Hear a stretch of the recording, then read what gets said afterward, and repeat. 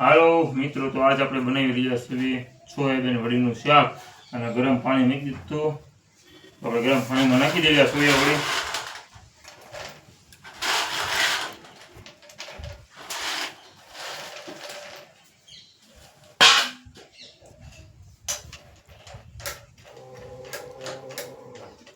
અને છે ને હવે 10 મિનિટ છે ને ઢાંકીને મૂકી દેવાનું છે. તેમાં આપણે ડુંગળી, ટમેટા અને મરચાં કટિંગ કરી નાખી. ડુંગળી આપણે છાપ કરી નાખી છે ને હવે છે ને આપણે મિક્સરમાં કાઢવાનું છે. નાના મિક્સરમાં સરસ મજાનું કટિંગ કરીએ અને મિક્સરમાં કાઢી નાખીએ. ટમેટાને આવી રીતે કટિંગ કરીએ અને મિક્સરમાં કાઢવાનું છે. હવે આવી રીતે કટિંગ કરી નાખવાનું છે.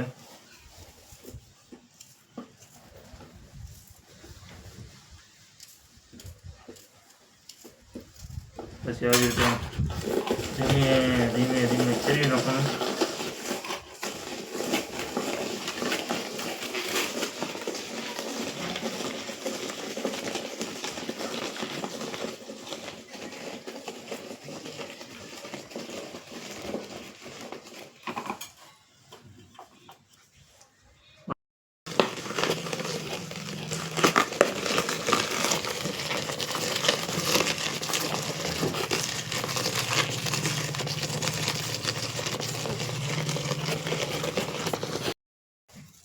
મિત્રો ટમેટા કટિંગ કરી નાખી.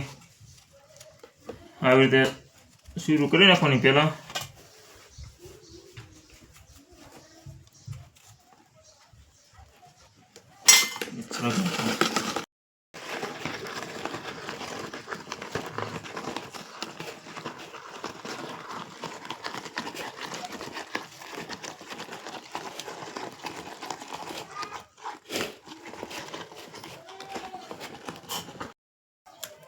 મરચાંનું પણ કટિંગ કરી નાખીએ આપણે.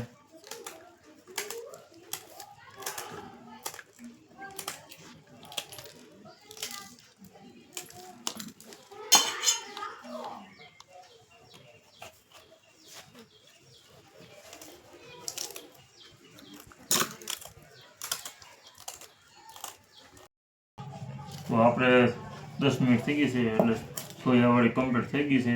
તો હવે છે ને મિક્સી અને છે ને દબાવી અને કાઢી નાખવાનું છે આવી રીતે પાણી.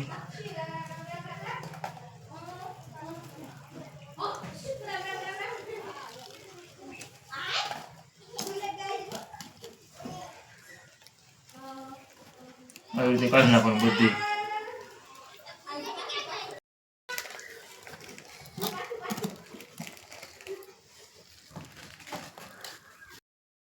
તો આમાં છે ને હળદર નાખવાની છે થોડીક, પછી નાખવાનું છે મીઠું,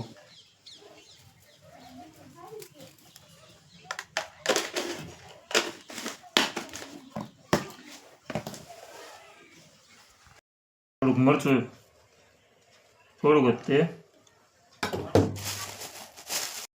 ચણાનો લોટ પણ નાખવાનો છે.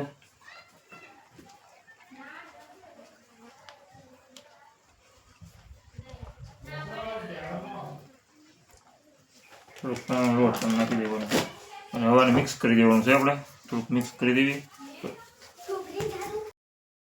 તેલ આપણે નાખી દીધું છે ને હવે તેલમાં છે ને આને ધીમા ગેસે છે ને તળી નાખવાનું છે. હવે સોયાબીન વડીને આવી રીતે નાખી દેવાની છે બધી.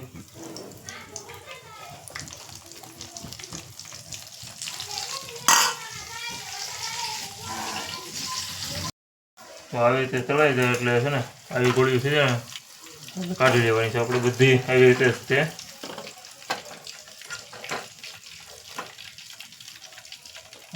આવી રીતે બની જાય ને એટલે કાઢી નાખવાની છે બધી. એટલે બધી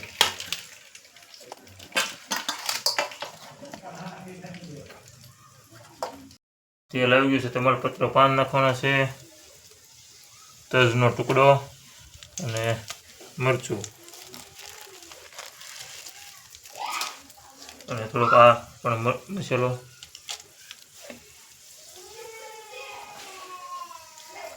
હવે નાખવાનું છે જીરું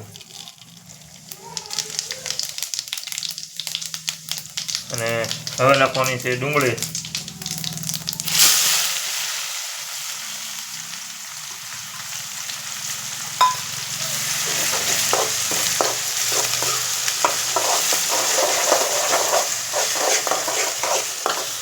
નાખવાનું છે મરચાં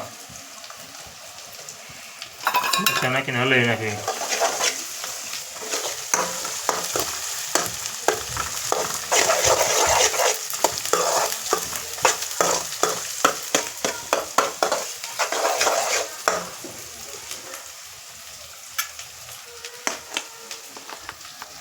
આપણે સરસ મજાના ટમેટા નાખવાના છે હવે, અને સરસ મજાની ડુંગળી સડી ગઈ છે એટલે હવે નાખી દઈએ ટમેટા.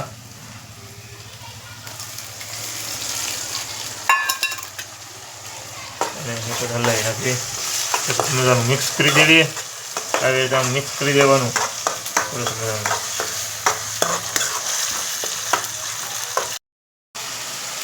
એક ચમચી હળદર અને સ્વાદ માટે મીઠું આમાં નાખ્યું હતું થોડુંક સોયાવડીમાં, એટલે આપણે થોડુંક નાખવાનું.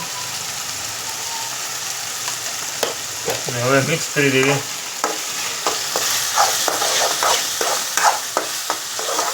સરસ મજાનું મિક્સ કરી દઈએ.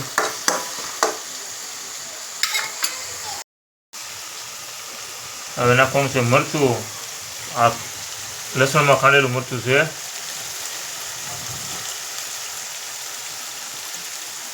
મરચું નાખીને હલાવી દેવી.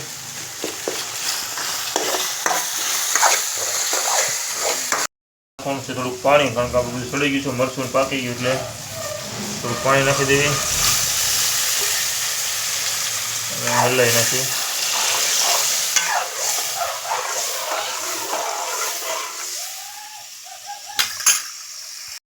સરસ મજાનું આપણે રસો બની ગયો છે એટલે હવે નાખી દેવાની છે હવે